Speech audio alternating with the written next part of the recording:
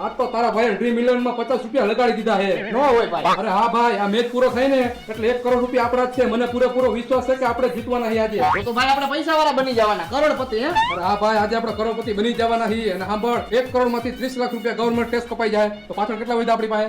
70 લાખ રૂપિયા. 70 લાખ માંથી 40 લાખ રૂપિયા આપણે ધંધામાં રોકતી તો પાછળ કેટલા વધ્યા? 30 લાખ રૂપિયા. અરે વાહ ભાઈ, તારું ગણિત બાકી 1 નંબર પાવરફુલ છે હો. અરે પાવરફુલ જ હોય ને, ગણિતમાં આખી નિશાળમાં મારો પહેલો નંબર આવતો હતો. એ બધું મૂક ને ભાઈ, આપણી પાસે 30 લાખ રૂપિયા વધ્યા, 20 લાખ રૂપિયાનું મકાન લેવું અને 10 લાખ રૂપિયા આપણે મોજ મસ્તી હાટું રાખશી. હા ભાઈ, 5 લાખ તારા ને 5 લાખ મારા, બરોબર? જે માંગતા છે ને દીદી ફૂલ મોજ મસ્તી કરવા વહી જાય, બરોબર? હાલ હું જોઈ લો ક્યાં પહોંચ્યો મેં તો.